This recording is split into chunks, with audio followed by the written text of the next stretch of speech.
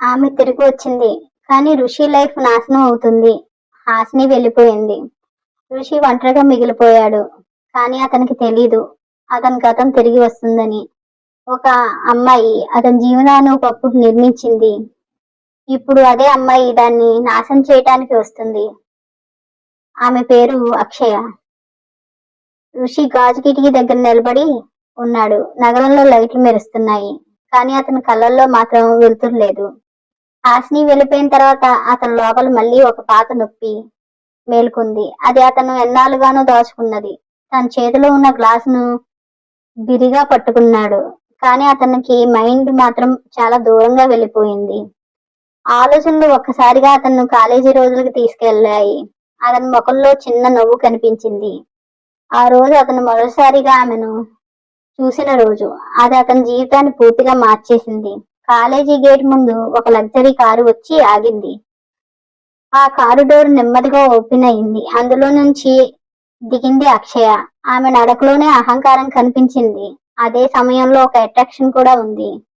అందరూ ఆమె గురించి మాట్లాడుకుంటున్నారు. ఆమె ఫ్యామిలీ పేరు కాలేజీలోనే కాదు, సిటీలో కూడా పెద్దది. ఋషి మాత్రం అవన్నీ పట్టించుకోలేదు. అతను తన పని, తన దారి. బైక్ మీద వస్తూ ఆమె దగ్గర యాక్సిడెంట్ గా ఆగిపోయాడు. ఆమె బ్యాగ్ కింద పడిపోయింది. అక్షయ్ అతన్ని కోపంగా చూసింది.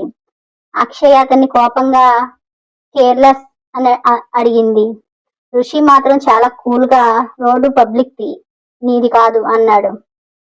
ఆ మాటలు ఆమెకు కొత్తగా అనిపించాయి.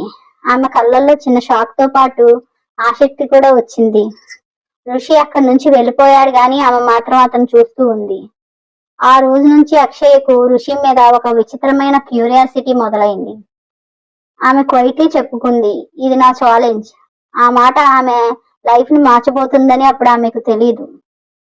అక్కడ నుంచే ప్రేమ కాదు, ఒక పోటీ మొదలైంది.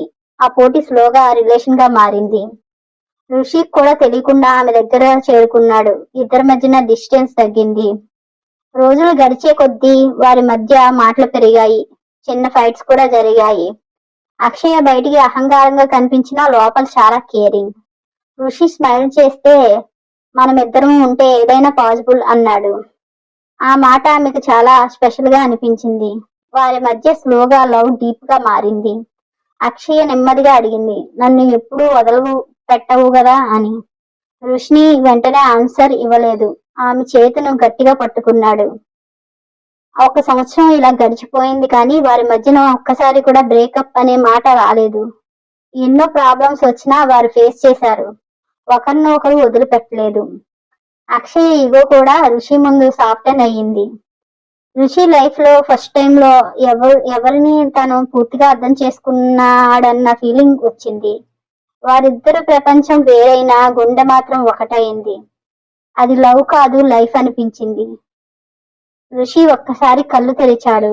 ఫ్లాష్ బ్యాక్ నుంచి బయటకు వచ్చాడు. కళ్ళల్లో నీళ్లు. నెమ్మదిగా చెప్పుకున్నాడు, అక్షయ అని.